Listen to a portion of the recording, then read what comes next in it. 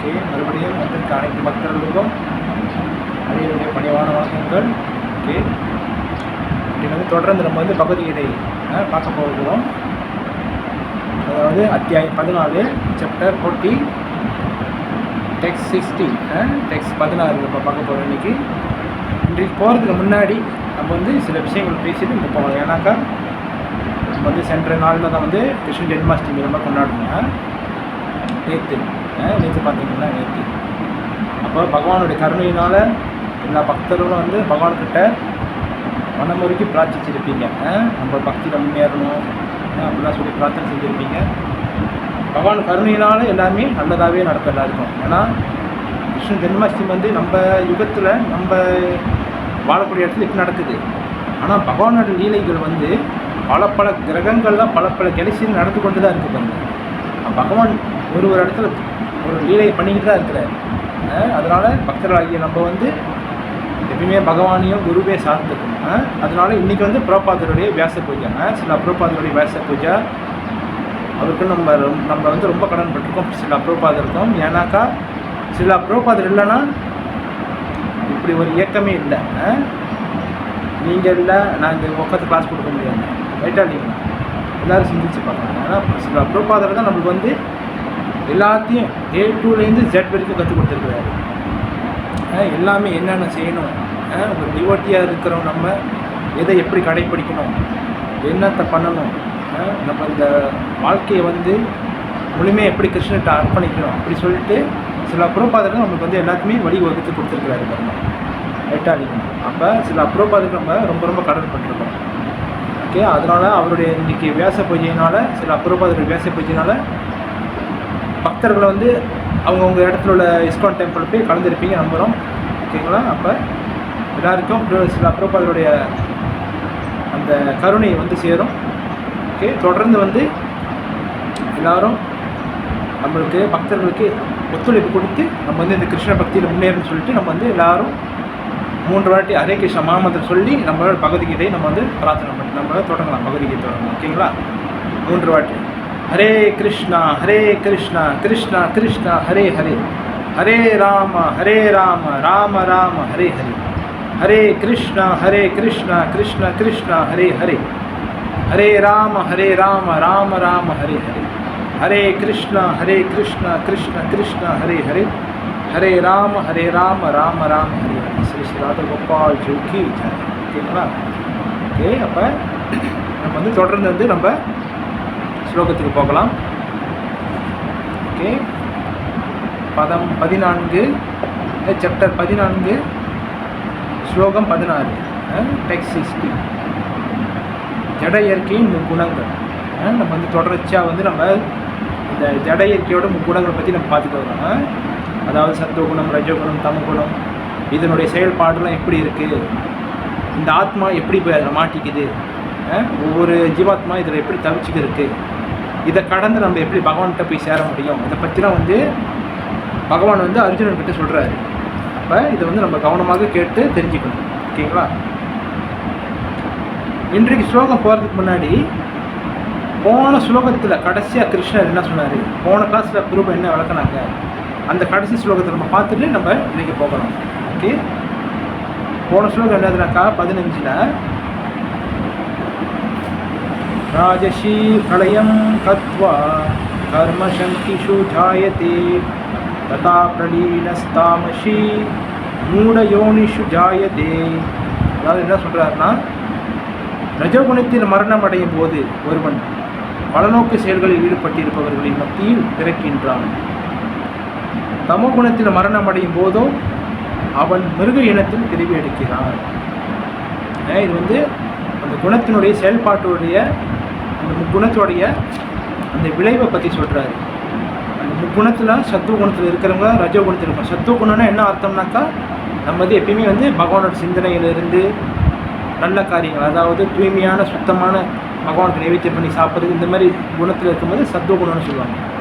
ரஜகுணம்னா வந்து எந்த ஒரு பணமே வாழ்க்கை, பணம் தான் என்ன, இந்த உடலை வந்து உழைச்சி நம்ம பணம் சம்பாதிக்கணும் அப்படின்னு சொல்லி ரஜகுணம் ரொம்ப மெனக்கெட்டு வேலை செஞ்சுக்கிட்டே இருக்குது ரஜகுணம். அந்த மாதிரியான குணம். தமோ குணம் வந்து ரொம்ப சோம்பேறியாக இருக்கிறது, எப்போ பார்த்தாலும் பார்த்துக்கலாம் மெதுவாக இருக்கலாம் அப்படியே அப்படியே இருக்கலாம் அப்படி சொல்லிட்டு இருக்குது, அதான் வந்து தமோ குணம். அப்போ இந்த ஸ்லோகத்தில் போன ஸ்லோகத்தில் என்ன சொல்லியிருக்காருன்னா, ரஜகுணத்தில் மரணம் அடையும் போது அவங்க வந்து எங்கே போகிறாங்கனாக்கா, எங்கே போகிறாங்க, ஒருவன் பலநோக்கு செயல்களில் ஈடுபட்டு இருக்கும்போது மத்தியில் பிரிவு எடுக்கிறான். அதாவது பலநோக்கு செயல்கள், அதாவது எப்பயுமே வந்து நம்ம வந்து இந்த மாதிரியான பௌதிக விஷயங்களே நம்ம வந்து செய்யணும், அதாவது மெட்டீரியலிஸ்டிக்கான விஷயங்களே செய்யணும், காசு நிறைய சம்பாதிக்கணும், இந்த மாதிரியான விஷயங்களை போய் மாட்டிக்கிறக்கூடிய அந்த ஒரு பிறப்பு எடுக்கிறாரு சொல்கிறாரு. அதே மாதிரி தமோ குணத்தில் மரணம் அடைகிறவங்க வந்து அவர் வந்து மிருக இனத்தில் பிறவி எடுக்கிறாங்க. அப்போ வந்து இன்றைக்கு உள்ள ஸ்லோகத்தில் நம்ம தொடர்ச்சியாக பார்த்தோம்னாக்கா அது கிருஷ்ணன் என்ன சொல்ல வராதுன்னு சொல்லிட்டு நம்மளுக்கு தெரியும். ஓகேங்களா? அப்போ இன்றைக்குள்ள ஸ்லோகம் பதம் 16. கர்மணா சுக்தஸ்ய ஷத்விகம் நிர்மலம் பலம் ரஜசஸ்து பலம் தூக்கம் அஜ்ஞானம் தமசா பலம். யாராவது ஸ்லோகம் படிக்கிறீங்களா? பகவத்கீதை வச்சுருக்கீங்களா? யார் வேணாலும் படிக்கலாம் ஸ்லோகம், யார் வேணாலும்.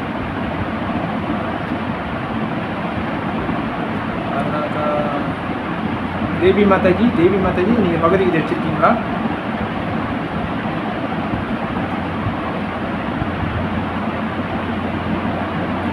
Okay okay okay. வேறு யோகமாயா சுபத்ரான் நீங்கள் வச்சுருக்கீங்களா பகவத்கீதா?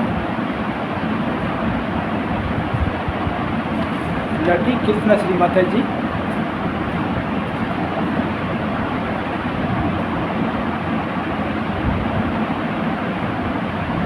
சரி.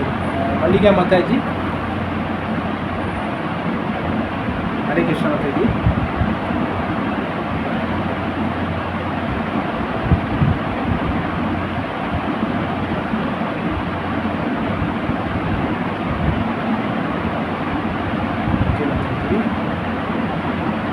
மொழிபெயர்ப்பு. புண்ணிய செயல்களின் விளைவுகள் தூய்மையானவை, அவை சத்துவ குணத்தில் இருப்பதாக கூறப்படுகின்றது. ஆனால் ரஜகுணத்தில் செய்யப்படும் செயல்கள் துக்கத்திலும் தமோ குணத்தில் செய்யப்படும் செயல்கள் முட்டாள்தனத்திலும் முடிகின்றன. இங்கிலீஷில் சேகமாதேவி டிரான்ஸ்லேஷன் படிச்சிருக்கேன்.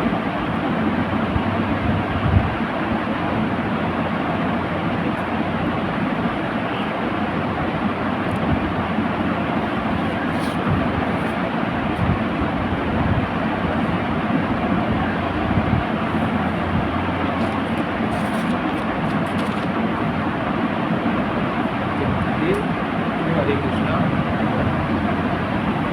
அதாவது இந்த 3 குணத்தோடைய தன்மை வந்து இங்கே சொல்கிறாரு. இந்த 3 குணத்தோடைய தன்மைகள், அதாவது புண்ணிய செயல்களின் விளைவுகள் தூய்மையானவை, புண்ணிய செயல்கள் விளைவுகள் தூய்மையானது, அவை சத்துவ குணத்தில் இருப்பதாக கூறப்படுகிறது. அதாவது எந்த ஒரு நல்ல காரியம் செய்கிறாங்களே இதெல்லாம் வந்து சத்துவ குணத்தை சார்ந்ததுன்னு சொல்கிறாங்க. நல்ல காரியங்கள்னால் மற்றவங்களுக்கு ஏதாச்சும் தானம் கொடுக்கறது, புண்ணியம் பண்ணுறது, இந்த மாதிரியான.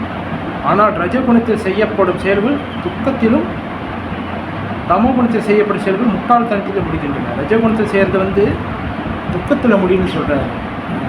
அதாவது ரஜகுணத்தில் செய்யப்பட்ட செயல் வந்து அவங்க வந்து வெறும் இந்த மாயையிலே மூழ்கி போய் நான் தான் இந்த உடல் தான் நான் அப்படி சொல்லிட்டு அந்த ஒரு கான்செப்ட்லேயே வாழ்ந்து இருக்கிறவங்களுடைய அந்த செயல் வந்து துக்கத்திலே முடியுதுன்னு சொல்கிறாரு. அதே தமோ குணத்தில் செய்யப்படும் செயல் வந்து முட்டாள்தனமாகவே முடியுது. அது என்னன்னு சில புறப்பாத்தில் வந்து போப்பட்டில் அருமையாக விளக்கியிருப்பாங்க. ஓகேங்களா? அப்போ சில விஷயங்கள் நம்ம பார்க்கணும். ஓகே, அப்போ சத்துவ குணம் வந்து தூய்மையானது சொல்லப்படுது. சத்துவ குணம் வந்து தூய்மையானது. அப்போ அந்த சத்துவ குணத்தில் வந்து என்னென்ன விஷயங்கள்லாம் செய்வாங்க அப்படின்னு நம்ம பார்க்கணும். சத்துவ குணம் வந்து எப்போதுமே வந்து தூய்மையான விஷயங்களை செய்கிறவங்க அதை கடைப்பிடிப்பாங்க. அதாவது பார்த்தீங்கன்னாக்கா சத்துவ குணம் வந்து இப்போ சாதுக்கள்லாம் இருக்காங்கன்னா அவங்களாம் வந்து எப்பயுமே வந்து சாதுனா யாருனாக்கா ஒரு பக்தர், புரியுதுங்களா? சாதுனா வந்து பக்தர்கள் வந்து எப்பயுமே வந்து அவங்க வந்து பகவானுக்கு சேவை செய்கிறது, பகவானுடைய பிரசாதத்தை சாப்பிட்றது, பகவானுடைய விஷயங்களை கேட்குறது, பகவானுக்கு வந்து ஆராதனைனா அவருக்கு ஆரத்தி செய்கிறது, அவருக்கு சேவை செய்கிறது, இந்த மாதிரி விஷயங்களை செய்வாங்க. அதனால் வந்து பக்தர்கள் எப்பவுமே வந்து தூய்மையான நிலையில் இருக்கிறாங்க, அதாவது சத்துவகுணத்தில் இருக்கிறாங்கன்னு சொல்லப்படுது. சரிங்களா? அதே இருந்தாலும் சாதுக்கள் நம்ம சொன்ன மாதிரி இருக்காங்க.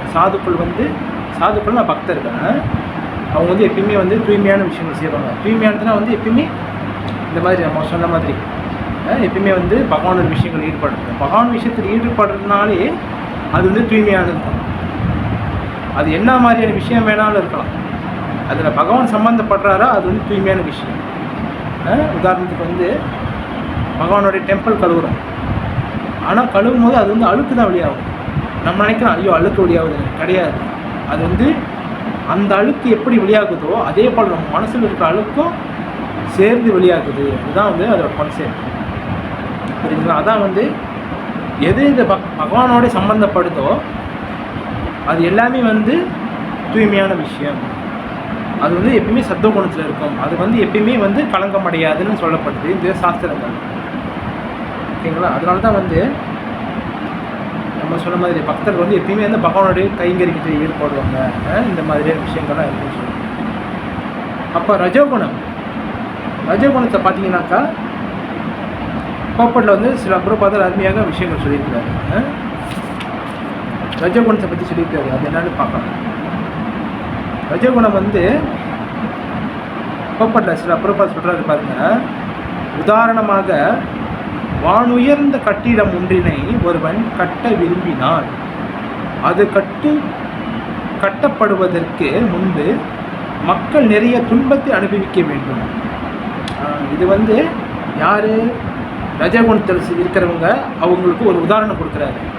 ரஜகுணம்னா நான் முதல்ல சொன்னேன், எப்பயுமே பணம் சம்பாதிக்கணும், எப்பயுமே வந்து வாழ்க்கையில் முன்னேறணும், இதெல்லாம் வந்து நார்மலாக இருக்கிற விஷயங்கள் தான். நம்ம வந்து வாழ்க்கையில் முன்னேறணும் தான்.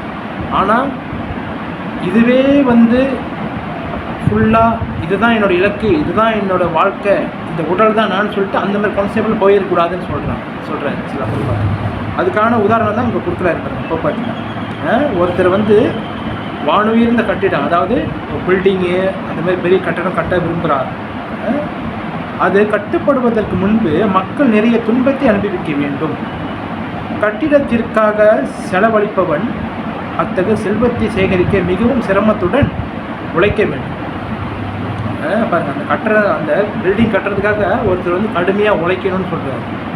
அந்த காசுக்காக கடினமாக உழைக்கணும்னு சொல்கிறார். மேலும் கட்டிடத்தை உருவாக்க வேலை செய்யும் மனிதர்கள் உடலால் மிகவும் பாடுபட வேண்டும். அந்த பில்டிங் கட்டுறதுக்காக வேலை செய்கிறாங்களே மக்கள்லாம், அவங்களாம் வந்து உடலால் வந்து ரொம்ப பாதிக்கப்படுது. ஏன்னாக்கா இப்போலாம் பார்த்தீங்கன்னா நிறையா பில்டிங்லாம் கட்டுறாங்க. நம்ம இருக்கிற ஹைடெக்கில் பார்த்தீங்கன்னாக்கா நிறையா ஃபேக்ட்ரிலாம் வந்துட்டு இருக்குங்க. அப்போ இந்த காலத்தில் வந்து மக்கள் வந்து ஒரு கல் ஒரு பொருளை வந்து மேலே கொண்டுட்டு போனோம்னா இப்போ வந்து நம்ம அந்த டவர் கிரெயின்லாம் இருக்குது பாருங்கள், அதெல்லாம் நம்ம வச்சு பாய்க்கிறோம்.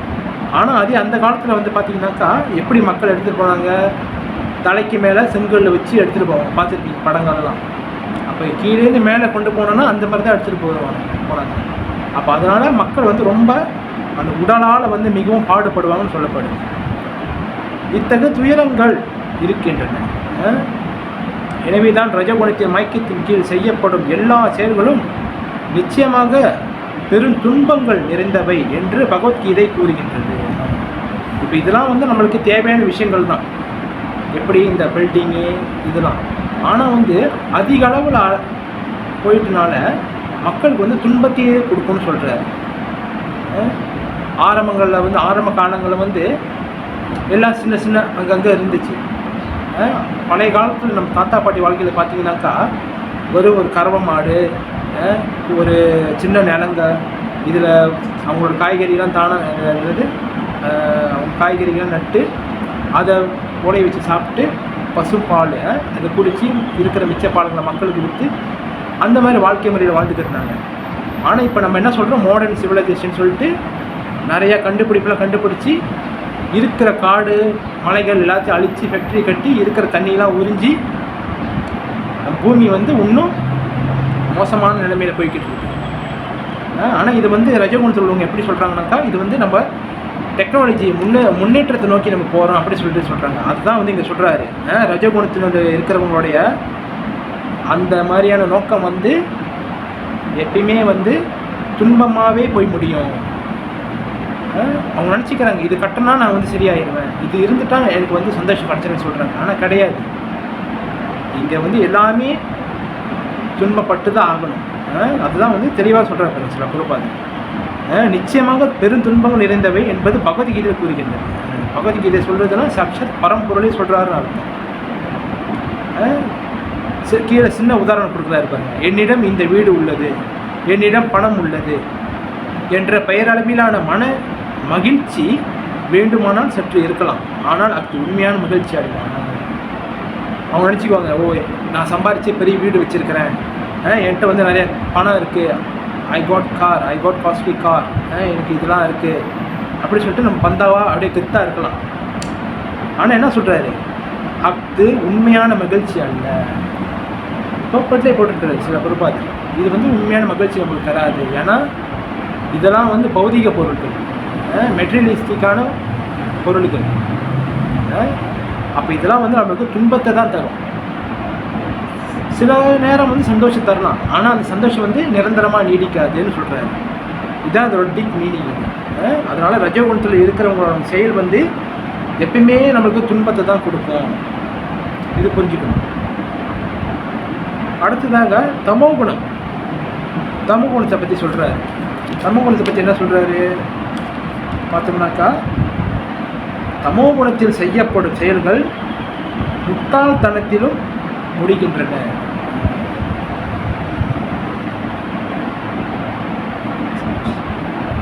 வந்து ரஜகுணத்தில் வந்து அவங்க துன்பமாக இருப்பார்னு சொன்னார். அவங்க செய்கிற விஷயங்கள் துன்பத்தையே போய் சாரும். இப்போ தமோகுணம், தமோகுணத்தில் செய்யக்கூடிய செயல்கள் வந்து எல்லாமே முட்டாள்தனமாகவே போகும்னு சொல்கிறாரு. அதுக்கு கீழே சில பொறுப்பாளர் வந்து பர்பட்டில் அருமையான விஷயங்கள் எல்லாமே சொல்லியிருக்காங்க. ஒவ்வொரு விஷயம் வந்து ஒவ்வொரு வார்த்தையும் வந்து அவர் பர்பட்டில் எல்லாமே முத்தான சொற்கள், எல்லாமே வந்து ட்ரூ, 100% அல்ல, 1000% அல்ல, கணக்கே இல்லாமல் அவ்வளோ ட்ரூவான விஷயங்கள் சில பொறுப்பாளர் நமக்காக கொடுத்துருக்காங்க. ஓகேங்களா? அதாவது இந்த ரஜகுணம் வந்து ரொம்ப வந்து நம்மளுக்கு துன்பமான செயல்களை கொடுத்து சொல்கிறாங்க. அதாவது தமோகுணம் இருக்கிறவங்க வந்து நம்மளுக்கு யாராருக்கு அந்த தமோகுணம் அதிகரிக்கும் போது நம்மளை வந்து தவறான விஷயங்களுக்கு இட்டு செல்லும்னு சொல்கிறாங்க. தமோகுணம் அதிகரிக்கும் போது நம்மளுக்கு தவறான செயல்களை செய்ய தோன்றும். உதாரணத்துக்கு வந்து பல விஷயங்கள் எடுத்துக்கலாம்.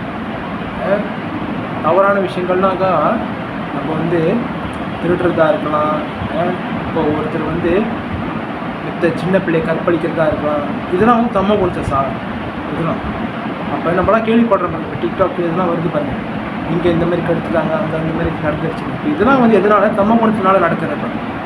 அப்போ எங்கே இந்த தமோகுணம் அந்த அந்த விஷயம் வந்து அதிகரிக்குதோ இந்த மாதிரி தவறுகளாம் ஏற்படும்னு சொல்கிறாரு. அப்புறம் முட்டாள்தனமானது சில அப்புறப்பா சொல்கிறாரு. முட்டாள்தனம் எப்போ ஒருத்தர் வந்து அந்த தமோகுணத்தில் இருக்கிறாங்களோ அவங்க வந்து எப்பயும் முட்டாள்தனமான காரியங்கள் செய்வாங்க. சொந்தம் பார்த்தீங்கன்னாக்கா உதாரணத்துக்கு நிறைய இருக்குது. இது என்னதுனாக்கா எப்படி சொல்கிறலாம், ஒருத்தர் வந்து எப்படின்னாக்கா இப்போ சாலையில் எல்லோரும் போய்க்கிருக்கிறாங்க, சாலையில் எல்லோரும் போய்க்கிருக்கிறாங்க. ஆனால் வந்து அங்கே வந்து சிறுநீர் கழிக்கக்கூடாது, ஆளுங்க போயிட்டு வந்துட்டு இருக்கிறாங்க. ஆனால் பரவாயில்ல நம்ம சிறுநீர் கழிச்சிடலாம் சொல்லிட்டு அந்த மாதிரி செயல்கள் செய்யுது. இதெல்லாம் வந்து முட்டாள்தனமான செயல்கள். அப்போ இந்த மாதிரியான விஷயங்கள்லாம் வந்து நம்மளுக்கு வந்து தமோகுணம் இருக்கும் போது நம்மளுக்கு வந்து அதிகரிக்கும். முட்டாள்தனமான காரியங்கள் செய்கிறது, மித்த பொருளை திருடுறது, இதெல்லாம் முட்டாள்தனமான விஷயங்கள். அது மட்டும் இல்லாமல் நம்மளுக்கு வந்து ஏற்கனவே ஒரு பொருள் இருக்கும், ஆனால் இருந்தும் வந்து மித்தவங்களோட போயிட்டு அபகரிக்கிறது, திருடுறது, இந்த மாதிரியான விஷயங்கள். அது மட்டும் இல்லாமல் அஜ்ஞானம்னா அஜ்ஞானத்தை உண்டாகும். அதாவது ஞானம்னா அறிவு, அஜ்ஞானம்னா வந்து அறிவே இல்லை. அவங்க வந்து எதுவுமே வந்து யோசிக்க மாட்டாங்க.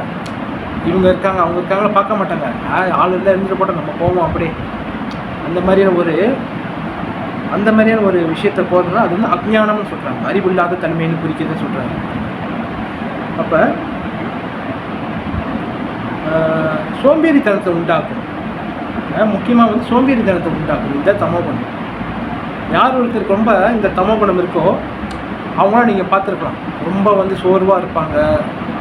ஒரு வேலையை செய்ய சொன்னாக்கா 10 வாட்டி யோசிப்பாங்க. அதுக்கப்புறம் வந்து பார்ப்போம் நம்மளே செஞ்சு முடிச்சிடலாம் அந்த வேலையை. ஆனால் அவங்க வந்து அப்படியே தான் இருப்பாங்க, டல்லாக இருப்பாங்க, அப்படியே எங்கேயோ போவாங்க வருவாங்க. இந்த மாதிரியான தமோகுணம். அவங்க சாப்பிடக்கூடிய சாப்பாடு வந்து நான் ஏற்கனவே வந்து நான் என் கிளாஸில் சொல்லியிருக்கேன். தமோகுணத்தில் உள்ளவங்க வந்து ரொம்ப வந்து அந்த மாமிச உணவு சாப்பிட்றது, அந்த மாதிரியான விஷயங்கள், இப்போ பழைய சாதங்கள் சாப்பிட்றது, பழைய விஷயங்கள் சாப்பிட்றது, அந்த மாதிரியாமே ரொம்ப வந்து மாமிசம் பிரியராகவே இருப்பாங்க. அப்போ இந்த மாதிரியான அப்போ இதெல்லாம் செய்யும்போது தமோகுணம் வந்து நம்மளுக்கு அதிகரிக்கும்னு சொல்கிறோம். இது வந்து நம்மளுக்கு சோம்பேறித்தனத்தை உண்டாக்கும். அது மட்டும் இல்லாமல் நம்மளை வந்து மிருக வாழ்க்கைக்கு அழைத்து செல்லும்னு சொல்கிறாரு. போப்பட்லேயே போட்டிருக்காரு, நம்மளை வந்து மிருக வாழ்க்கைக்கு அழைத்து செல்லும். போப்பட்டில் பார்த்தீங்கன்னாக்கா தமோகுணத்தை பொறுத்தவரை அதில் செயலாற்றுபவனிடம் அறிவு என்பதே இல்லை. அவனது செயல்கள் தற்போது துக்கத்தையும் பின்னர் மிருக வாழ்க்கையையும் அவனுக்கு விளைவிக்கின்றன. மிருக வாழ்க்கை எப்போதும் துன்பமயமானது. மிருக வாழ்க்கை வந்து சொல்கிறாரு பாருங்க, எப்பவுமே துன்பமயமானதுன்னு சொல்கிறார். மயக்க சக்தியான மாயின் கீழ் இருக்கும் மிருகம் அதனை புரிந்து கொள்வதில்லை என்ற போதிலும் அது துன்பமயமானதே. மிருகம் வந்து அதுக்கு தெரியாது நான் கஷ்டப்படுறேன்னு, ஆனால் அது கஷ்டப்பட்டு தான் இருக்கும். அதே போல் தான் இந்த மனுஷனும் வந்து தமோகுணத்தில் இருக்கிறதுனால அவன் வந்து இந்த மிருகத்தன்மையாகவே தான் போகிறான்னு சொல்கிறாரு. மிருகத்தோடைய அந்த குணாதிசயங்கள் வந்துடும் அப்படின்னு சொல்கிறாரு. அவங்க வந்து அப்பாவி மிருகங்களை கொள்வது தமோகுணத்தில் செய்யப்படுவதாகும். இவங்க வந்து தமோகுணத்தில் இருக்கிறவங்க வந்து அப்பாவி மிருகங்களை ரொம்ப கொள்ளுவாங்க. அப்பாவி மிருகங்கள்லாம் தன்னுடைய நாக்கின் சுவைக்காக தன்னுடைய நாக்கை, இந்த 6 இன்ச்சு நாக்கை இதை இதுக்கு சுவை கொடுக்கறதுக்காக அப்பாவி மிருகங்களை கொள்ளுவாங்க. இதுதான் வந்து இப்போ நடந்துக்கிறது பாருங்க எல்லா இடத்துலையும். ஏன்னா வந்து அறியாமை காரணம் தான். ஏன்னா பகவான் வந்து நமக்காக பல விஷயங்கள் கொடுத்துருக்குறாரு. காய்கறிகள், தானியங்கள், இதெல்லாம். அப்போ காய்கறி வெட்டி சாப்பிட்டா பாவம் இல்லையா பிறப்போ அப்படின்னு சில பேர் கேட்கலாம். காய்கறி உயிர் தானே, அது செடி தானே, அதுவும் மரம் தானே, தானியமும் புல் தானே, அதை வெட்டி சாப்பிட்டா பாவம் இல்லையா அப்படின்னு கேட்கலாம். பாவம் இருக்குது. எப்படினாக்கா நம்ம வந்து தானியங்கள், காய்கறிகள், பழங்கள் இதெல்லாம் வந்து நம்ம பகவானுக்கு ஆஃபரிங் பண்ணிட்டு சாப்பிட்டோம்னா பாவம் கிடையாது. பகவானுக்கு வைக்காம சாப்பிட்டோம்னா அது பாவமாக கருதப்படுது. ஆனால் அது வந்து அவ்வளோ பெரிய பாவமாக ஏற்றுக்கொள்ளப்படாது. எனக்கு காய்கறிகள், தானியங்கள் இதெல்லாம் வந்து நமக்காக பகவான் படைச்சது. பால் பொருட்கள், இந்த மாதிரியான விஷயங்கள். அதனால் நம்ம வந்து மிருகத்தை கொண்டு சாப்பிடக்கூடிய அவசியம் வந்து நம்மளுக்கு கிடையாது. ஏன்னாக்கா நம்மளோட பல்வரிசையும் இந்த பசுவோடைய பல்வரிசை இதெல்லாம் வந்து பார்த்திங்கனாக்கா ஒரே மாதிரி தான் இருக்கும், சேமாக. நம்மளுக்கு வந்து கூர்மையான பல்லுக்கெல்லாம் வந்து ரொம்ப இருக்காது பாருங்கள். ஏன்னா கூர்மையான பல்லுக்கெல்லாம் வந்து சிங்கம், புலி இந்த மாதிரி விலங்குகள் தான் இருக்கும். அப்போ இதுகள் தான் வந்து மாமிசம் சாப்பிடக்கூடியது பாருங்கள். ஒரு மிருகத்தை அடித்து சாப்பிடுவோம், ஏன்னா அதோட தன்மை வந்து அந்த மாதிரியான விஷயம். அப்போ நம்ம வந்து இந்த மாதிரி காய்கறிகள், பழங்கள் இந்த மாதிரி சாப்பிடக்கூடிய தன்மை நம்மளுக்கு இருக்குது. அப்போ இதனால் வந்து நம்ம வந்து மிருகங்களை விட்டு சாப்பிட தேவையில்லைன்னு சொல்கிறாங்க.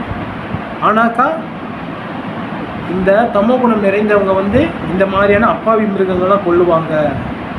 மிருக கொலையாளிகள் சொல்லப்படுது. எதிர்காலத்தில் தங்களை கொள்வதற்கு ஏற்ற உடலை மிருகம் பெறப்போகின்றது என்பது அறியார்கள். அதாவது என்ன சொல்கிறாருனாக்கா, இப்போ வந்து நம்ம ஒரு மிருகத்தை கொன்று சாப்பிட்றோம்னாக்கா அது அடுத்த பிரிவில் அது ஒரு உருவம் எடுத்து நம்மளை கொள்றதுக்காக வரும். புரியுதுங்களா? இப்போ நான் வந்து ஒரு இதை வெட்டி சாப்பிட்றணும் அப்படி இருக்கும்போது அடுத்த பிரிவில் அந்த மிருகம் வந்து அது நம்மளுடைய கர்ம வினைப்படி அது நம்மளை தேடி வரும், அது தேடி வந்து நம்மளை கொண்டு அது சாப்பிடும் அப்படி சொல்லப்படுது சாஸ்திரங்கள். இது வந்து நிறைய பேருக்கு தெரியாது பாருங்க. தெரியாதனால தான் இங்கே வந்து அசைவ உணவு வந்து நிறைய போய்கிட்டு இருக்கு. எல்லாம் வந்து அதிலேயே மூழ்கிட்டாங்க. இதுதான் நம்மளுடைய சாப்பாடு, இதுதான் நம்ம சாப்பிடணும் அப்படின்னு போயிடுச்சு வாழ்க்கை. அப்போ இதுவே இயற்கையின் சட்டம். மனித சமூகத்தில் ஒருவன் மற்றொரு மனிதனை கொன்றால் தூக்கிலிடப்படுகின்றான். இது தேசத்தின் சட்டம்.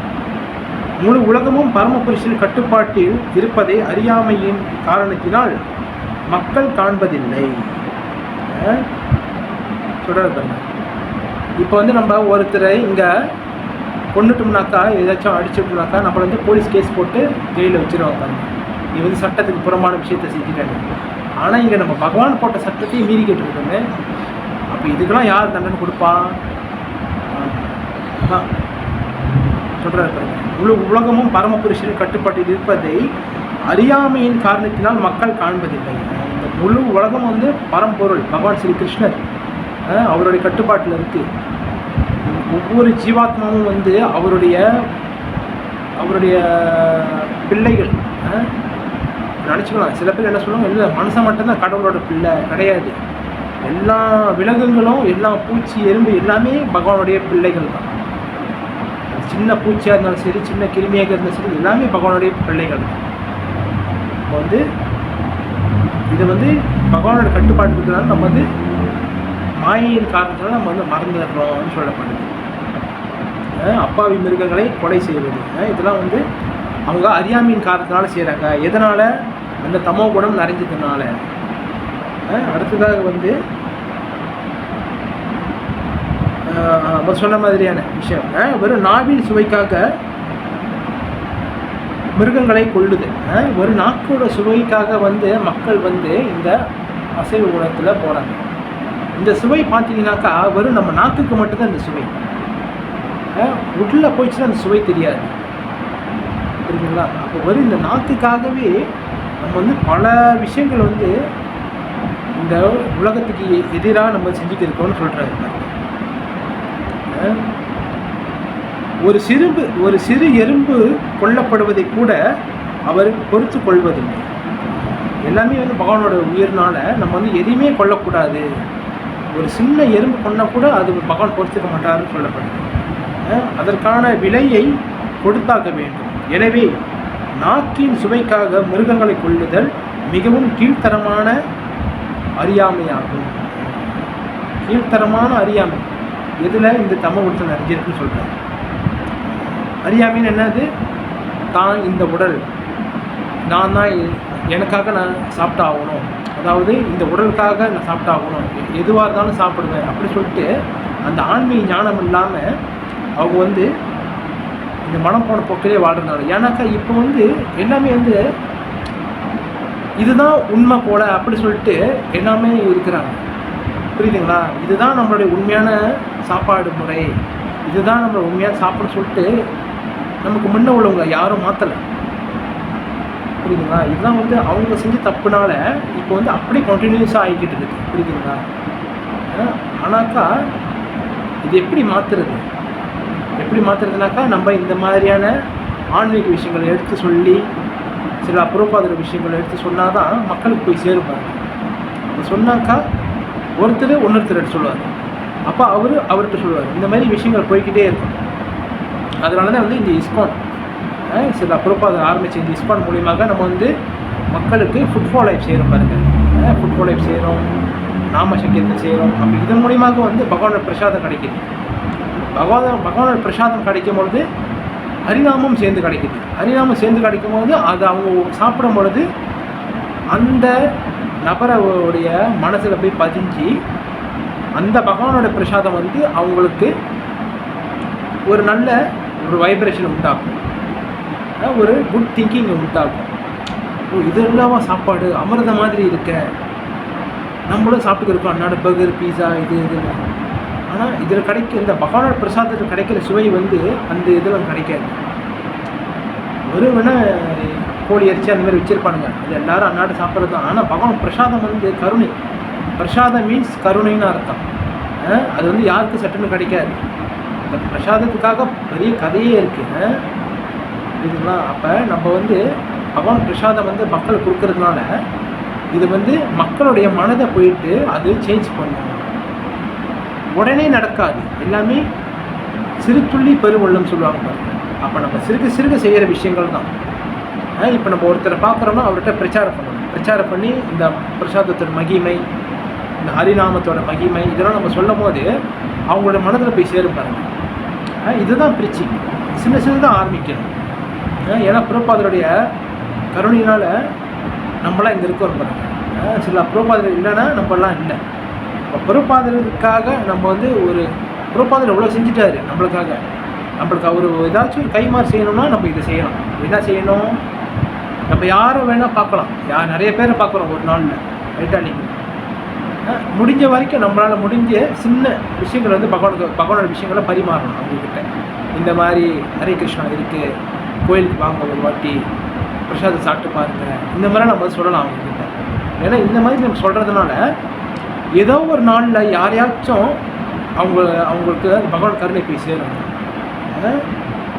ஓகேங்களா? இதுதான் வந்து சொல்கிறாரு பாருங்க. எனக்காக வாழ்நாள் முழுதுமே மாமிசத்திலேயே சாப்பிட்டுக்கு இருந்தோம்னா அப்போ இந்த உடல் கிடைச்சதுக்கான அர்த்தமே இல்லாமல் போயிடும். ஏன்னா வெளியே வந்து அப்படி தான் வாழ்ந்துட்டு இருக்கிறாங்க மக்கள் அறியாமை காரணத்தினால. அப்போ இதெல்லாம் எப்படி மாற்றணும்னா இந்த சிறு முயற்சியான இந்த நம்ம பிரசாதம் பிரச்சாரம் பண்ணுற மூலியமாக மக்களுக்கு சின்ன ஏதோ ஒரு மாற்றம் ஏற்படலாம்னு சொல்லப்படுது. அவங்க வந்து அந்த அசைவம் சாப்பிட்டதுலேருந்து அவங்க வந்து மாற்றம் அடைவாங்க. ஆனால் உடனே நடக்காது எதுவுமே, சின்ன சின்னதாக ஆரம்பிப்பாங்க. எனக்கா நம்ம யாரையும் வந்து இப்போதைக்கு தடுக்க முடியாது பாருங்க. ஆனால் நம்மளோட கடமை வந்து அவங்களுக்கு சொல்ல வேண்டியது, இது சாப்பிடாதீங்க, இது சாப்பிடுங்க, இங்கே வாங்க, கோயிலுக்கு வாங்க, இதை கற்றுக்குங்க, பகுதிகளை படிங்க, இதெல்லாம் நம்ம சொல்லணும். ஏன்னாக்கா நம்மளுடைய என்ன சொல்கிறது, நம்மளுடைய ஒரு புறப்பாத்திரம் செய்யக்கூடிய ஒரு நல்ல இதாக நமக்கு இருக்கும். புறப்பாதர் கைமாறாக இருக்கும். அப்போ அடுத்ததாக பப்பட்டில் ஒன்று வளர்க்குறாரு சில புறப்பாதர். என்ன சொல்கிறாருனாக்கா, மிருகவதையின் பற்பல வகைகளில் பசுவதை, பசுவை கொள்வது மிகவும் கொடூரமானது. பசுவதை பார்த்தீங்கன்னா இப்போ உலகம் எங்கேயுமே அதான் நடந்துக்கிருக்கு. பார்த்தீங்கன்னாக்கா பல பசுக்கள் பல இது கொண்டுக்கிட்டு தான் இருக்கிறாங்க. இங்கே மட்டும் இல்லை, மலேசியாவில் மட்டும் கிடையாது, எல்லா நாட்டுலேயும் பசுவதை நடந்துக்கிட்டு தான் இருக்குது. அப்போ எங்கெங்கெல்லாம் இந்த பசுவதை நடக்குதோ அவங்களாம் வந்து எப்படி சொல்கிறேன்னாக்கா மிக ஒரு அறியாமையினுடைய அடித்தளத்தில் இருக்கிறாங்கன்னு அர்த்தம்னு சொல்கிறாரு. மிக கொடூரமான செயல்னு சொல்கிறாரு பப்பட்டு. ஏனெனில் பாலை வழங்கும் பசு நமக்கு எல்லாவித இன்பத்தையும் கொடுக்கிறது. பசு பாருங்க, பசுவதை என்பது மிக மிக கீழ்த்தரமான அறியாமையாகும். பசுவதை வந்து கீழ்த்தரமான அறியாமை.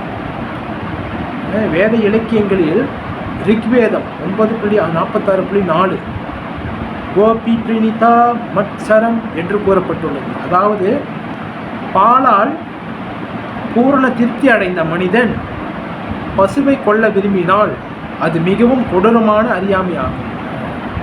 பசுக்கிட்டேருந்து வர பாலை குடிச்சிக்கிறோம், சொல்கிறாரு. பசுக்கிட்டேருந்து வர பாலை குடிச்சிக்கிறோம், ஆனால் குடிச்சிட்டு அதே பசுவை கொள்கிறோன்னு சொல்கிறார். இது எப்படி இருக்குனாக்கா, நம்மளோட நம்ம தாய்கிட்டே நம்ம பாலை குடிச்சிட்டு நம்ம தாயை கொள்கிற மாதிரி, புரியுதுங்களா? இது வந்து ரொம்ப ரொம்ப கொடூரமான செயல்னு சொல்கிறாரு. ஏன்னா பசு வந்து நம்மளுக்கு தாய், 7 தாய்கள் இருக்கிறாங்க. அந்த வகையில் பசு வந்து நம்மளுக்கு ஒரு தாயாக இருக்கிறாங்க பசு. ஏன்னா பசுவில் தான் வந்து 330 கோடி தேவர்களும் குடியிருக்கிறாங்க பசுக்கிட்ட. நம்ம தனித்தனியாக தேவரை வணங்குறதோட இந்த பசுவுக்கு பசு வணங்கினாலே எல்லா தேவரையும் வணங்கின அந்த நம்மளுக்கு அந்த கடாட்சம், அந்த பகவானுடைய அந்த அனுகிரகம் கிடைச்சிடும். அதனால தான் நம்ம பாருங்கள், நம்மளுடைய இஸ்கானில் வந்து கோ பூஜா இதனால் வைக்கிறோம் பாருங்க கோ பூஜா. ஏன்னாக்கா கோ பூஜா வந்து ரொம்ப ரொம்ப முக்கியமான ஒரு விஷயம். ஏன்னாக்கா கோனா பசு, கோமாத்தான்னு சொல்கிற பாருங்க. ஏன்னா பசு வந்து கிருஷ்ணருக்கு ரொம்ப ரொம்ப பிடிச்ச ஒரு ஒரு பிராணி, ஒரு மிருகம். எனக்கா நம்ம எல்லா போஸ்டரும் பார்த்துக்கலாம், நிறைய போஸ்டருங்களா கிருஷ்ணர் வந்து பசுவோட தான் இருப்பார் பாருங்க. சொல்லுவாங்க, என்ன சொல்லுவாங்க பேச்சு வாக்கில், நீலாம் வந்து மாடு மேய்க்க தானே லாக்கின்னு சொல்லுவாங்க. ஏன்னாக்கா நம்மளுக்கும் அப்போ தெரியல, ஆனால் இப்போ தெரியுது என்னன்னாக்கா நம்ம பகவானே மாடு தான் மேய்ச்சாரு. மாடு மேய்க்கிறது வந்து தவறான வேலை கிடையாது, அது வந்து ஒரு ஆன்மீக சேவை மாடு மேய்க்கிறது. இப்போ யாராச்சும் கேட்டாங்கன்னா மாடு மேய்க்க தான் லாக்கி சொன்னாங்கன்னா, ஆமாம் நான் மாடு மேய்க்க தான் லாக்கி அப்படின்னு நம்ம சொல்லிக்கலாம், நம்ம பெருமைப்பட்டுக்கலாம். ஏன்னாக்கா பகவானே மாடு மேய்ச்சார். அப்போ அவருடைய அம்சமாக இருக்கக்கூடிய நம்ம வந்து நம்ம பெருமைப்பட்டுக்கணும். எஸ் நான் மாடு மேய்க்க போகிறேன் அப்படி சொல்லிட்டு நம்ம சந்தோஷப்படணும். அப்போ பசுவதை வந்து ரொம்ப ரொம்ப கொடூரமான விஷயமாக சொல்லப்படுதுன்னு சொல்கிறாரு. பசுவை கொள்ள விரும்பினால் அது மிகவும் கொடூரமான அறியாமையாகும். வேத இலக்கியத்தில் பின்வருமாறு பிரார்த்தனை இருக்கின்றது. அதாவது நமோ பிரம்மண்ய தேவாய கோ பிராமணிய இதாய சஹ ஜெகத் இதாய கிருஷ்ணாய கோவிந்தாய நமோ நமஹ. இந்த மந்திரம் வந்து நம்ம பகவானுக்காக நம்ம நைவேத்தியம் பண்ணுறப்ப நம்ம சொல்லுவோம், ஆஃபரிங் பண்ணுறப்ப. இந்த மந்திரத்தில் என்ன சொல்கிறாருனாக்கா, எம்பெருமானே பசுக்களுக்கும் பிராமணர்களுக்கும் நலன் விரும்பி நீரே, மேலும் மொத்த மனித சமுதாயமும் மற்றும் உலகத்தின் நலன் விரும்பியும் தாங்களே. விஷ்ணு புராணத்தில் 1.19.65. இதன் பொருள் என்னவெனில், பசுக்கள் மற்றும் அந்தணர்கள் என்ன இருக்குனாக்கா பிராமணர்கள் அந்தணர்கள் பாதுகாப்பு இப்பிரார்த்தனையில் விசேஷமாக கூறப்பட்டுள்ளது. ஏன்னாக்கா பசுவும் பிராமணரும் வந்து பகவானுக்கு ரொம்ப ரொம்ப நெருங்கியவங்கன்னு சொல்கிறாங்க. அந்தணர்கள் ஆன்மீக கல்வியின் சின்னம். அந்தணர்கள்லாம் யாருனாக்கா சொன்ன மாதிரி பிராமணர்கள் ஆன்மீக கல்வியின் சின்னம். அதாவது என்ன அர்த்தம்னாக்கா, ஒரு பிராமணர்கிட்டேருந்து நம்ம வந்து இந்த ஆன்மீக விஷயங்கள்லாம் தெரிஞ்சுக்கணும். எப்படி பகவானை வழிபடுறது, எப்படி பகவானுக்கு நைவேத்தியம் பண்ணுறது, எப்படி பகவானுக்கு அலங்காரம் பண்ணுறது, எப்படி பகவானுடைய கோயிலை நம்ம சுத்தம் பண்ணுறது, இதெல்லாம் வந்து நம்ம பிராமணர்கிட்டேருந்து தெரிஞ்சுக்கணும். பிராமணர்லாம் யார்? பகவானுடைய பக்தர்கள். பக்தராக இருந்தால் பிராமணராக இருக்கிறாங்க, அவங்கள பிராமணர் சொல்லுவாங்க. இந்த மாதிரியே பசுவும் பிராமணரும் வந்து பகவானுக்கு ரொம்ப ரொம்ப பிடிச்சவங்கன்னு சொல்கிறாங்க. பசுக்களை மிகவும் மதிப்புள்ள உணவின் சின்னம். மதிப்புள்ள உணவின் சின்னம்னா என்ன அர்த்தம்னாக்கா, பாலை சொல்கிறாரு. பால் ஏன்னாக்கா பாலுனால் நம்ம வந்து எல்லா விஷயங்களும் செய்ய முடியும். பாலால் வந்து நிறைய இனிப்பு பதார்த்தங்கள் செய்ய முடியும். பாலால் நம்ம தயிர் கடைய முடியும். பாலால் தான் எல்லாமே வருது பாருங்க, நிறைய விஷயங்கள். அப்போ பால் வந்து ரொம்ப மதிக்கத்தக்க ஒரு பொருள்னு சொல்கிறார். எல்லாவித பாதுகாப்பும் கொடுக்கப்பட வேண்டியவர்கள், அதுவே உண்மையான நாகரிக வளர்ச்சி. நவீன மனித சமுதாயத்தில் ஆன்மீக ஞானம் அலட்சியப்படுத்தப்பட்டு பசுவதை ஊக்குவிக்கப்படுகின்றது. சொன்ன மாதிரி முதல்ல சொன்ன பாருங்க ஆரம்பத்தில். இப்போ வந்து பசுவதை அதிகமாகி ஆன்மீக விஷயங்கள் குறைவாகுது. ஏன்னா எல்லாம் வந்து மிருகத்தை சாப்பிட்றது தான் வந்து ரொம்ப எல்லாம் சொல்கிறாங்க. அதனால் வந்து மொத்த மனித சமுதாயமும் வந்து நரகத்தை நோக்கி போய்கிட்டு இருக்குன்னு சொல்கிறாரு. பசுவதை செய்கிறது வந்து ரொம்ப ரொம்ப ஒரு கொடூரமான விஷயமாக சொல்லப்படுகிறார். அதுவே உண்மையான நாகரிக வளர்ச்சி. இதனால் மனித சமுதாயம் தவறான பாதையில் முன்னேறி கொண்டு தனது சுய அழிவிற்காக வழியை கண்டு கொண்டு இருக்கின்றது என்பதை புரிந்து கொள்ள வேண்டும். இதனால் மனித சமுதாயம் வந்து அழிவோட பாதையை நோக்கி போகுது, அழிவிற்கான வழியை நோக்கி போகுது சொல்கிறார். எந்த ஒரு நாகரிகம் தங்களது குடிமக்களை அடுத்த பிறவிகளில் மிருகங்களாக ஆகுமாறு நடத்துகின்றதோ அது நிச்சயமாக மனித நாகரிகம் அல்ல. இப்போ எல்லாம் பார்த்தீங்கன்னாக்கா எந்த ஒரு நாகரிகம், அதாவது ஒரு மனித சமுதாயம் நம்மளை வந்து நரகத்தை நோக்கி சொல்லக்கூடிய அந்த பாதையை கற்றுத்தருதோ அது வந்து உண்மையான மனித நாகரிகம் கிடையாது, அது வந்து மிருக வாழ்க்கைன்னு சொல்கிறாரு. ஆனால் இப்போ பார்த்தீங்கன்னாக்கா இதெல்லாம் அப்படி தான் போய்கிட்டு இருக்கோம்னு சொல்ல வர்றாரு. அதனால் ரஜகுணத்தினாலும் தம குணத்தினாலும் அபாயகரமான வழி தவறி நடத்தப்படுகின்றது என்பது உண்மையே. இது மிகவும் பயங்கரமான காலமாகும் சொல்கிறாரு. இது வந்து பயங்கரமான காலம் இது. இந்த கலியுகம் ஆரம்பித்து இப்போ தான் 5000 சொச்ச வருஷம் தான். அதிலே வந்து இந்த மாதிரி விஷயங்கள்லாம் நடக்குது. ஆனால் இன்னும் கலியுகம் கடைசிலாம் வந்து என்னென்னலாம் நடக்கும் சொல்லிட்டு நம்ம வந்து பாகவதம் படித்தோன்னா நம்மளுக்கு தெரியும். இன்னும் ரொம்ப கொடூரமான விஷயங்கள் நடக்கும். இதெல்லாம் சொல்லப்படுது. பயங்கரமான காலம்னு சொல்கிறாங்க. மனித வர்க்கத்தை மாபெரும் அபாயத்திலிருந்து காப்பதற்காக மிகவும் எளிய வழிமுறையான சொல்கிறாங்க பாருங்க, மிகவும் எளிய வழிமுறையான கிருஷ்ண உணர்வினை எல்லா நாடுகளுக்கும் கவனத்துடன் வழங்க முன் வர வேண்டும்.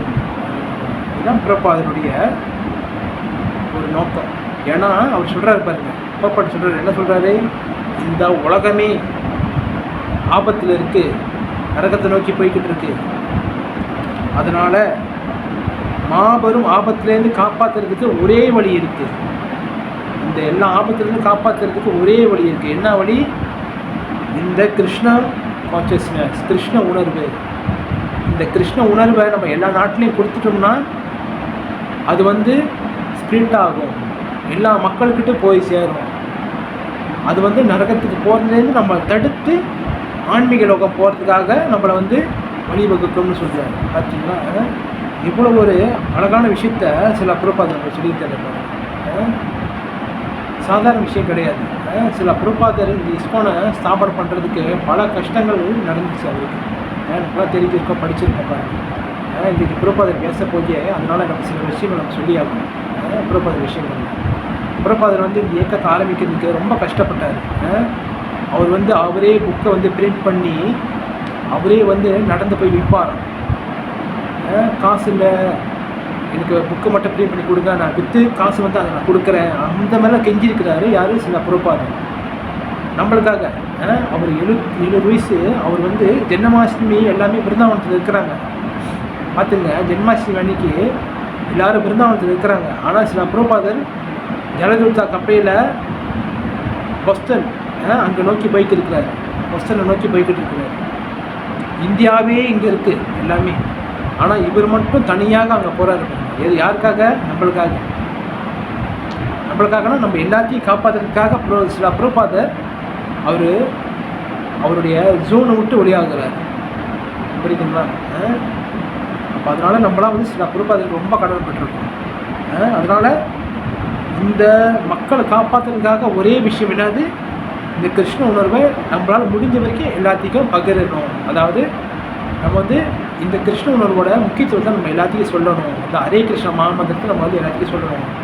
சைத்தன்ய மகாபிரபு யாருன்னு நம்ம வந்து சொல்லணும். சைத்தன்ய மகாபிரபு சாக்ஷாத் பகவான் ஸ்ரீ கிருஷ்ணர். இந்த கலியுகத்தில் நம்மளை காப்பாற்றுறதுக்காக பகவான் வந்திருக்கிறாங்க. இந்த மாதிரி நம்ம எடுத்து சொல்லணும். இதில் அந்த வகையில் இன்றைக்கு வந்து நம்ம சில பிரபாதருக்கு நம்ம வந்து ஒரு வியாச பூஜை முன்னிட்டு நம்ம வந்து எல்லாரும் அவருக்காண்டி நம்ம பிரார்த்தனை செஞ்சுக்கலாம். ஏன்னா அவருடைய கருணையினால தான் நம்மளாம் இங்கே இருக்க பாருங்க. அப்போ சில பிரபாதருக்கு நம்ம நன்றி தெரிவிச்சுக்கிட்டு கிருஷ்ண ஜெயந்தி நம்ம வந்து நேற்று கொண்டாடணும். எல்லோரும் நம்ம வந்து நம்மளுடைய பகவான் கருணையால் நம்ம எல்லோரும் கிருஷ்ண பக்தி இல்லைன்னு சொல்லிட்டு அடுத்து வந்து ஒரு பக்தருடைய தோன்றிய தினம் வருது. யாருனாக்கா ஸ்ரீமதி சீதா தாக்கூராணி 28ஆம் தேதி 8ஆம் மாதம் அவங்களுடைய தோன்றிய தினம் வருது. அவங்கள பற்றி சில விஷயங்கள் நம்ம தெரிஞ்சுக்கிட்டு நம்ம பகவத்கீதை முடிச்சுக்கணும். ஓகேங்களா? எனக்கா பக்தர்கள் பற்றி பேசும்போது பகவான் வந்து எப்பவுமே சந்தோஷப்படுவார்னு சொல்லப்படுது சாஸ்திரங்கள். புரியுதுங்களா? அப்போ இந்த வகையில் வந்து நம்ம ஸ்ரீமதி சீதா தாக்கூராணி அவங்க யார், அவங்கள பற்றி நம்ம சில சில விஷயங்களை நம்ம தெரிஞ்சுக்கணும். ஓகேங்களா? அவங்க வந்து ஸ்ரீமதி சீதா தாக்கூராணி வந்து அத்வைத ஆச்சாரியுடைய மனைவி. அவங்க தான் வந்து சீதா தாக்கூராணி. அவங்க வந்து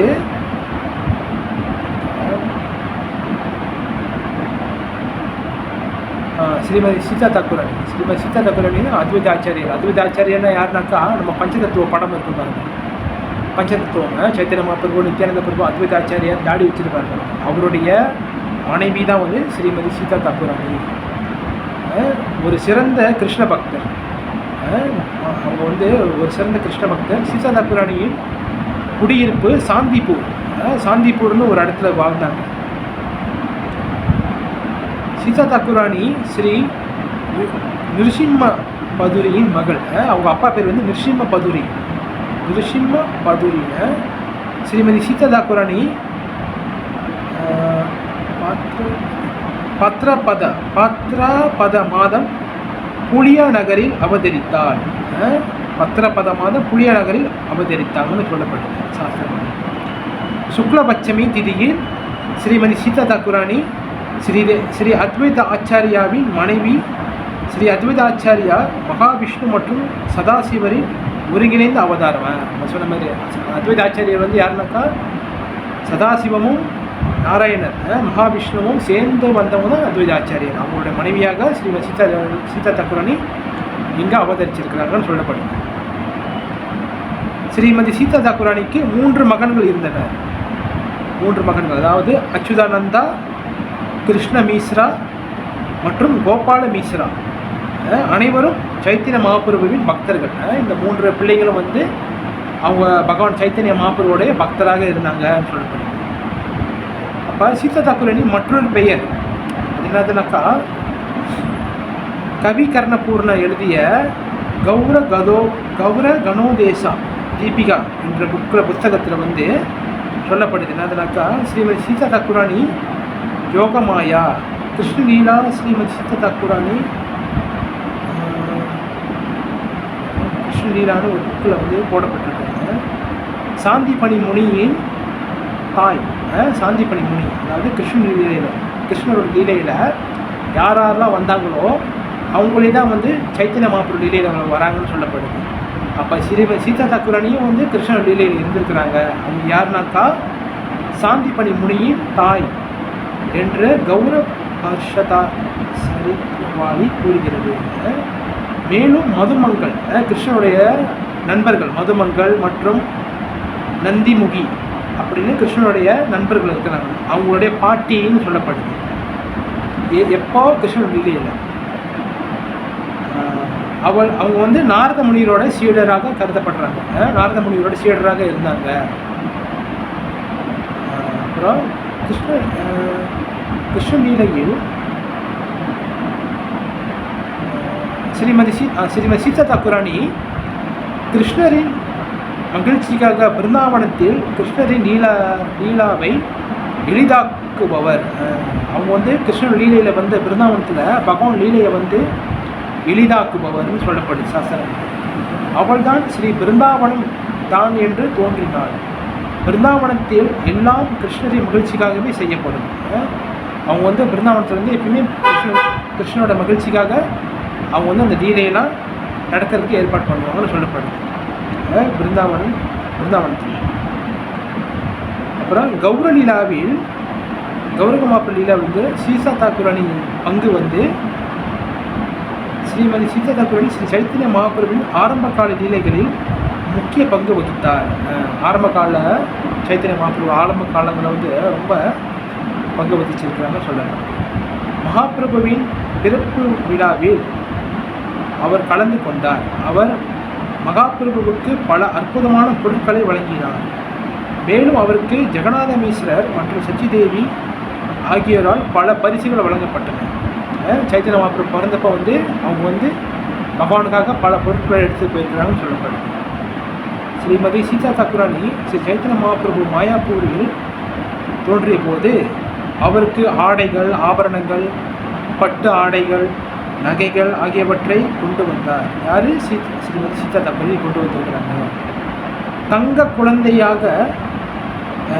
குழந்தைக்கு மஞ்சள், குங்குமம், சந்தனம் ஆகியவற்றையும் கொண்டு வந்தார்.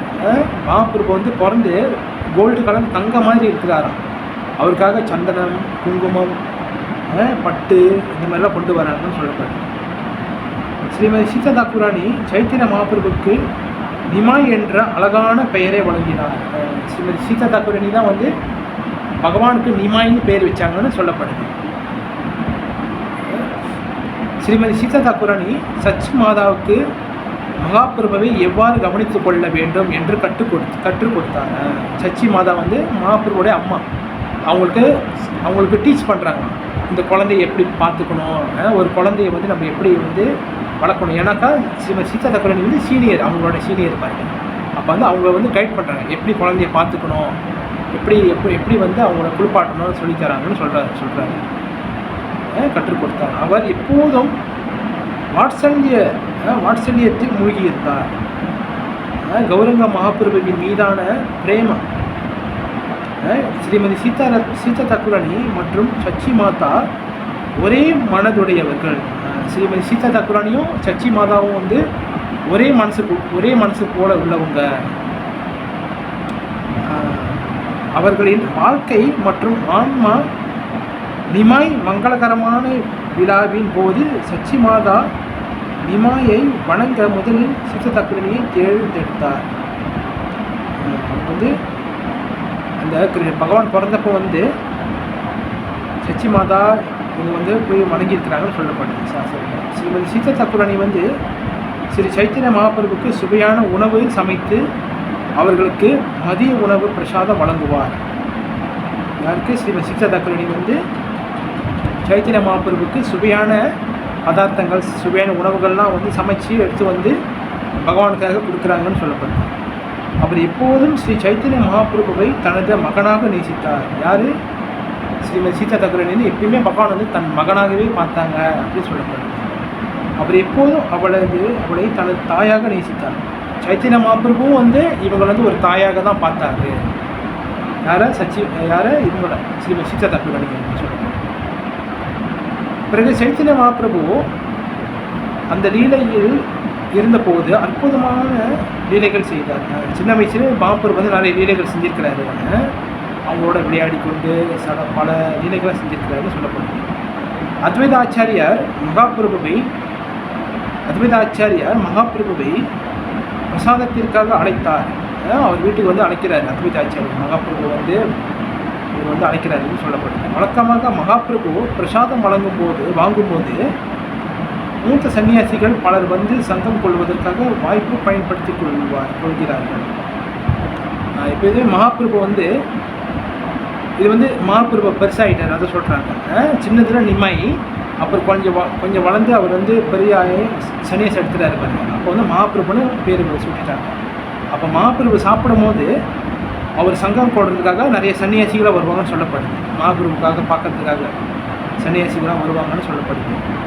அவர்கள் பிரசாதம் எடுத்து கொண்டார்கள். ஆனால் அந்த சந்தர்ப்பத்தில் ஸ்ரீ அத்வைத ஆச்சாரியருக்கு மிகவும் ரகசியமான ஆசை இருந்தது. மித்த சன்னியாசி பக்தர்கள்லாம் வந்து பிரசாதம் எடுத்துக்கிறாங்க மகாபிரபுவோடு சேர்ந்து. அதே போல் அத்வைத ஆச்சாரியருக்கும் ஒரு ஆசை இருந்துச்சான். அதாவது அவர் சைத்தன்ய மகாபிரபுவுடன் தனியாக இருந்து அவர் கூட இருந்து தனியாக உணவு அருந்த வேண்டும். அவர் கூட அந்தரங்கமாக அவர் கூட தனியாக உட்காந்து நானும் மகாபிரபுமே 2 பேருமே இருந்து உணவு அருந்தணும் அப்படின்னு சொல்லிட்டு ஒரு ஆசை இருந்துச்சுன்னு சொல்லப்படுது. எனக்கு அவர் வந்து மகாபிரபுவோட சங்கம் போடுறதுனால அவர்கிட்ட பேசணும்னு சொல்லிட்டு ரொம்ப ஆசை இருந்துச்சுன்னு சொல்லப்படுது சாஸ்திரம். அப்போ பிறகு வந்து அதனால் அந்த ஆசையை அவரால் வெளிப்படுத்த முடியவில்லை. யாரால? அத்வைத ஆச்சாரியர்னால. அது என்ன நடக்கிறது அல்லது அது யோக மாயாவின் ஏற்பாடுகள் என்று கூறுகிறார். என்னால் நான் மகாபிரபு பார்த்தும் என்னால் ஏன் செய்ய முடியல, என்னால் ஏன் மகாபிரபு போய் சொல்ல முடியலன்னு அத்வைத ஆச்சாரியர் சொல்கிறார். அது வந்து ஒரு யோக மாயாவுடைய வேலையாக இருக்குமா, என்ன கட்டுப்படுத்துதா அப்படின்னு சொல்கிறாங்க. அப்போ மகாபிரபு ஜெகநாதபுரியில் உள்ள தனது வீட்டிற்கு பிரசாதத்திற்காக வந்தவுடன் மழை பெய்ய தொடங்கியது. அப்போ வந்து மகாபிரபு வந்து ஜெகநாத்புரியில் இருக்கிறப்போ அவரோட வீட்டுக்கு வர்றாரு சாப்பிட்றதுக்காக. அப்போ வந்து மழை தூருதுன்னு சொல்லப்படுது. பலத்த மழை பெய்தது. சைத்தன்ய மகாபிரபுவை தவிர வேறு யாரும் பிரசாதத்திற்காக வர முடியாது. அப்போ சீதா தக்குரானி சுவையான பிரசாதத்தின் பல அற்புதமான தயாரிப்புகளை சமைத்தார். அப்போ வந்து மகாபிரபுக்காக சீதா தக்குரானி வந்து அவங்க வந்து சுவையான சாப்பாடுகள் சமைச்சு எடுத்துகிட்டு போகிறாங்க.